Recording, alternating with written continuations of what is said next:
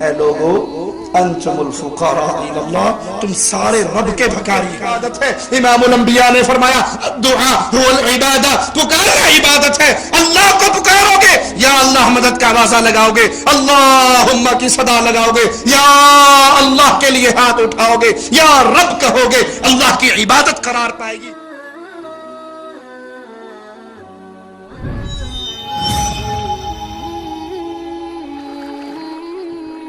پسی ہوئی اور آپ یہاں بیٹھ کر اس ذات کو پکارو جو یا تو فوت ہو کر قبر میں دفن ہو گئی، اس دنیا کو چھوڑ گئی، اس دنیا سے مر کے اگلے جہاں میں چلی گئی، یا اس ذات کو پکارو جو ہزاروں میل دور بیٹھی ہے، لاکھوں میل دور بیٹھی ہے، سینکڑوں میل دور بیٹھی ہے۔ آپ اس بندے کو اس مسئلے میں پکار رہے ہو، نہ وہ موجود ہے، نہ وہ سن سکتا ہے، اس کے اختیار سے باہر ہے، نہ فوق الاسباب ہے، یہاں پر پکارنا اس کی عبادت قرار پائے گی۔ جب کوئی نہیں سن سکتا تو عرش والا سنتا ہے۔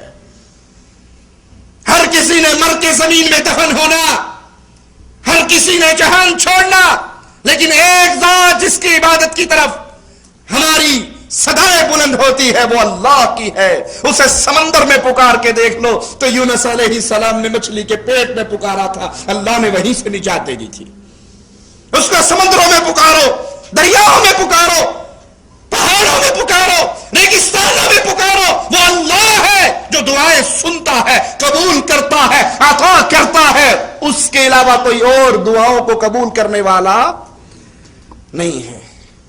مگر افسوس آج کلمہ گو اتنی محبت سے رب کو نہیں پکارتے جتنی وہ غیر اللہ کو پکارتے ہیں۔ ایک قوال پیر عبد القادر جیلانی کو پکارتے ہوئے غوث اعظم، غوث اعظم کا مطلب کیا ہے؟ غوث کہتے ہیں مددگار کو، غوث اعظم سب سے بڑا مددگار، یہ سپرلیٹو ڈگری ہے۔ غوث اعظم سب سے بڑا مددگار، یعنی اس سے بڑا مددگار اور کوئی؟ تو سب سے بڑا مددگار کون ہے؟ ارے کروڑوں پیر عبد القادر جیلانی ہو، کسی کو چھیڑنا مقصود نہیں، چڑھانا مقصود نہیں، پیار اور محبت سے دعوت توحید سمجھانا مقصود ہے۔ کروڑوں پیر عبد القادر جیلانی ہو، محمد کریم کے پاؤں کی خاک اڑنے والے ایک ذرے کے برابر بھی پیر عبد القادر نہیں ہو سکتے۔ امام الانبیاء اپنے ساتھیوں کو لے کر آئے، مقابلے میں ہزار کافر نکلے، امام الانبیاء ہے، امام اعظم ہے، قائد اعظم ہے، ان کا نام کا کلمہ کوئی پڑھے تو مسلمان بنتا ہے، وہ کلمہ نہ پڑھے وہ کافر رہتا ہے۔ اتنے بڑے مقام پر ہونے کے باوجود پیشانی کو خاک میں رکھ کے غوث اعظم کو پکارتے ہیں، اے اللہ میں یہ سالوں کی محنت، یہ تھوڑے سے صحابہ، ربا اگر آج یہ مارے گئے تو ہو سکتا ہے قیامت تک تیرا نام لیوا کوئی پیدا ہی نہ ہو۔ کس کو پکارا؟ اصلی غوث اعظم کو، سچے غوث اعظم کو۔ غوث اعظم سب سے بڑا مددگار وہ اللہ ہے، باقی سب مدد کے سوال کرنے والے ہیں۔ مدد کرنے والا وَمَن نَّصْرُ إِلَّا مِنْ عِنْدِ اللَّهِ، مدد جب بھی آتی ہے رحمان کی طرف سے آتی ہے، اللہ کی طرف سے آتی ہے۔ لیکن قوال کہتا ہے جب ہمیں خیال آیا بڑے غم ساتھ ہیں، ان کی رحمت بول اٹھی غم نہ کرو ہم ساتھ ہیں۔ ہمیں خیال آیا بڑے گناہ اور غم لے کے چل رہے ہیں تو پیر عبد القادر جیلانی کی آواز آئی کہ غم نہ کرو، پریشان کیوں ہوتے ہو؟ اگر تمہارے ساتھ غم ہے تو پیر عبد القادر جیلانی غوث اعظم بھی تو تمہارے ساتھ ہیں، میں کوئی تنہا نہیں ہوں۔ اقربا کیوں رو رہے ہو؟ میں کوئی تنہا نہیں ہوں، غلام غوث اعظم ہوں، غوث اعظم ساتھ ہے۔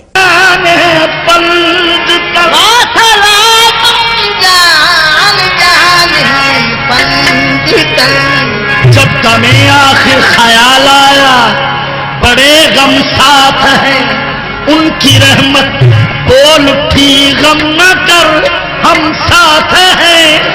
اقربا کیوں رو رہے ہو؟ میں کوئی تنہا نہیں ہوں، غلام غوث اعظم، غوث اعظم ساتھ ہیں۔ انا للہ و انا الیہ راجعون۔ کہتا ہے پکارو شاہ جیلان کو پکارو، سور جائے گی قسمت بے سہارو. پکارو شاہ جیلا کو پکارو، سور جائے گی قسمت بے سہارو. یہ در محبوب سبحانی کا در ہے، بھکاری بن کر آؤ.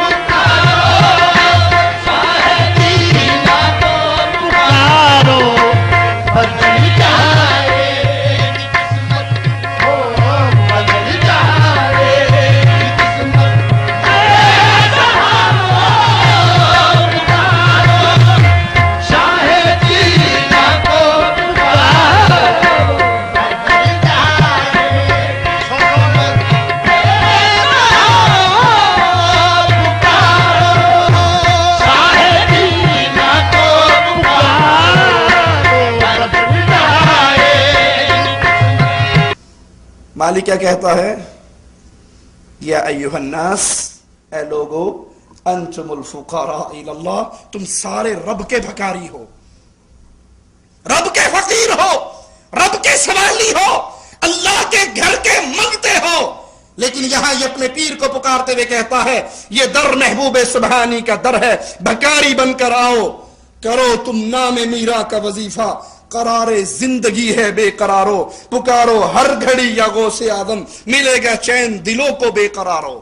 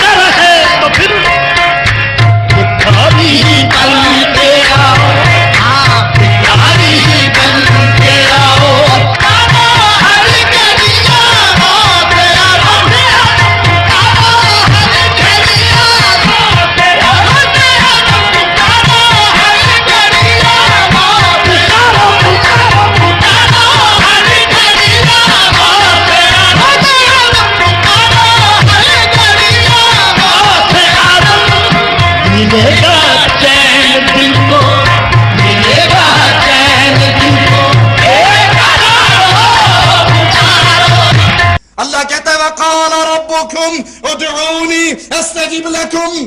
اور دنیا والو، جب بھی پکارنا ہو اپنے رب کو پکارو، اپنے اللہ کو پکارو، اپنے خالق و مالک و رازق کو پکارو. وہ تمہاری پکارے سنتا ہے، قبول کرتا ہے، عطا کرتا ہے.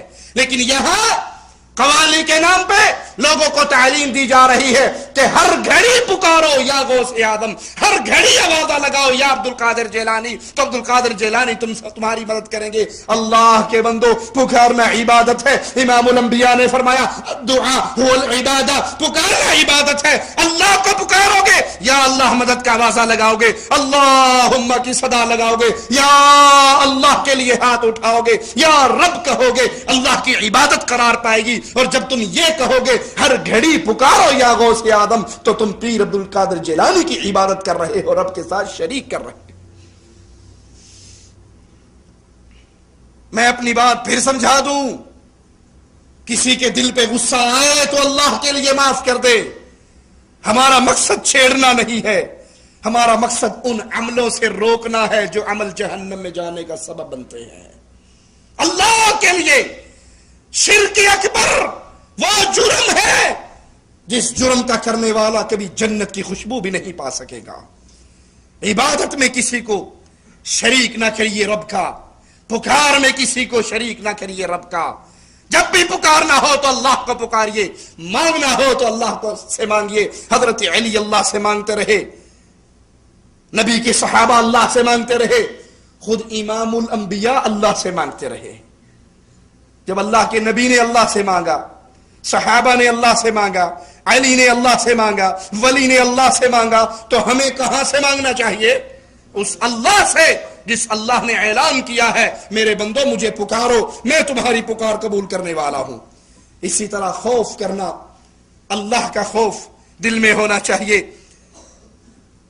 جو ڈر دل میں اللہ کا ہے وہ کسی اور کا نہیں ہونا چاہیے. اور اللہ کا تقوی، اللہ کا ڈر، یہ عبادت ہے. اس عبادت میں کسی اور کو شریک نہ کرے. قرآن حکیم کی آیت پہ غور کیجئے. مالک ارشاد فرماتا ہے فَلَا تَخَافُوهُمْ وَخَافُونِي إِن كُنتُم مُؤْمِنِينَ، پس تم انسانوں سے نہ ڈرنا، جب بھی ڈرنا تو صرف مجھ سے ڈرنا. ان کنتم مؤمنین، اگر تم مومن ہو، تم مومن ہونے کے دعوے دار ہو، تو جب بھی دل میں تمہارے خوف آئے، ڈر آئے، اللہ سے ڈرو. بظاہر اسباب کے تحت انسان سے ڈر جاتا ہے. وہ تلوار لے کر کھڑا ہے، وہ ریوالور لے کر کھڑا ہے، دل میں ڈر آتا ہے. لیکن ما فوق الاسباب، یہاں پر بھی ایمان کی اعلی شان کیا ہے کہ اگرچہ دشمن کے ہاتھ میں اسلحہ ہو، ہتھیار ہو، لیکن اس وقت بھی دل اللہ کے ڈر سے بھرا ہوا ہو. ایک کافر آیا تھا امام الانبیاء علیہ الصلوۃ والسلام میں، درخت کے نیچے آرام فرما رہے تھے. اس کے ہاتھ میں تلوار تھی. اس نے تلوار بلند کر کے کہا یا محمد صلی اللہ علیہ وسلم، آج تجھے مجھ سے کون بچائے گا؟ اب اللہ کے نبی لیٹے ہوئے ہیں، کافر کے ہاتھ میں تلوار ہے، تلوار بلند ہو چکی ہے، بے نیام ہے، اور کہہ رہا ہے تجھے آج میری اس تلوار سے کون بچائے گا؟ امام الانبیاء علیہ الصلوۃ والسلام نے فرمایا اللہ. تلوار اگرچہ تیرے ہاتھ میں ہے لیکن یہ تب چلتی ہے جب رب کا حکم ہوتا ہے، اور مجھے بچانے والا رب ہے. اس کے ہاتھ لڑکھڑائے، تلوار زمین پہ گر گئی. ڈر اس وقت بھی اللہ کا ہونا چاہیے، لیکن ایسا ماجرا، یہ ایمان کی اعلی ترین چوٹی ہے، لیکن ایسا معاملہ جس میں بظاہر کوئی اسباب بھی نہیں ہے، اس کے اندر بھی غیر اللہ سے انسان ڈرتا رہے، اللہ سے نہ ڈرے. اس کی مثال کیسے سمجھی جائے؟ اکثر آپ نے دیکھا ہوگا پنجاب کے دیہاتوں میں چور کو لے آئیں اور اسے پوچھے تو چوری کیتی ہے؟ کہندا نہیں قسمیں کوئی نہیں کیتی. مسیتے چل کے قرآن چک تو نہیں چوری کیتی؟ کہندا ایک نہیں 10 چکوا لو قسمیں میں چوری نہیں کیتی. اسے کہا اچھا ٹھیک ہے تو نے چوری نہیں کی، آ جاؤ مسجد میں نہیں جانا، وہ بابا جی کے دربار پہ جا کر کنڈی کھول دو. کہندا میرے بال مرواؤ گے تسی؟ پیر تو مجھے اندھا کر دے گا، پیر مجھے یہ کر دے گا. ارے مولوی صاحب آپ کی تقریریں سنی ہیں، نظر اللہ کے نام پہ دینی چاہیے، نیاز اللہ کے نام پہ دینی چاہیے، مانتے ہیں، لیکن اس کا کیا حل ہے؟ اگر ہم نے 11ویں والے دن بھینس کا دودھ نکال کے مارکیٹ میں سیل کر دیا، بابا 11ویں والے کے نام پہ نہیں دیا، ساڑی ماجی مار چھڑے گا. اللہ کا ڈر نہیں، غیر اللہ کا ڈر ہے. اور جس کے دل میں اللہ کا ڈر ہو وہ مومن ہوا کرتا ہے. اور جو اللہ کو چھوڑ کے مردوں سے ڈرے، قبر والوں سے ڈرے، ڈھیریوں والوں سے ڈرے، وہ مومن نہیں ہوا کرتا، وہ مشرک ہوا کرتا. مومنوں کی مثال، ماں کہتی ہے بیٹی دودھ میں پانی ملا دے. کہا ماں آپ کو نہیں پتا امیر المومنین نے منع فرمایا ہے، سیدنا عمر نے منع کیا ہے. کہا رات کا آخری پہر ہے، فجر ہونے کو ہے، امیر المومنین ساڑھے بوئے تھے پیرا دین ڈے نے، وہ سوئے پڑے ہوں گے اپنے محل میں، پانی ملا دے. عمر نہیں دیکھ رہے ہمیں. کہا ماں عمر نہیں دیکھ رہا، عمر کا رب تو دیکھ رہا ہے. یہ گوالے کی بیٹی، دودھ بیچنے والے کی بیٹی، اللہ کے ڈر نے اس کو عزت کا وہ مقام دیا. امیر المومنین نے صبح اپنے دربار میں بلا لیا، اپنے بیٹوں کو بلا لیا، کہا کون ہے جو اس مومنہ کو اپنے رشتے میں لینا چاہتے؟ وہ دودھ بیچنے والی کی بیٹی سے ترقی کر کے اس اللہ کے ڈر، ایمان، توحید کی بنیاد پر امیر المومنین کی بہو بن جاتی ہے. اور جو صبح اٹھ کر مظفرآباد سے گاڑی نکالتا ہے، ہائی وے پر آتے ہی سہیلی سرکار کے دربار کا بورڈ نظر آتا ہے. ابھی اس نے خود کچھ نہیں کمایا، لیکن جیب سے پیسے نکال کے پہلے اس بابا جی کے صندوقڑے میں ڈالتا ہے. جی یہ کیا ہے؟ جی تسی تو بھابی ہوئے مانتے کوئی نہیں. پہلے اگر سویرے سویرے انہاں نو نہ دیتی جائے نا، چل دی گڈی پٹھی. انا للہ و انا الیہ راجعون.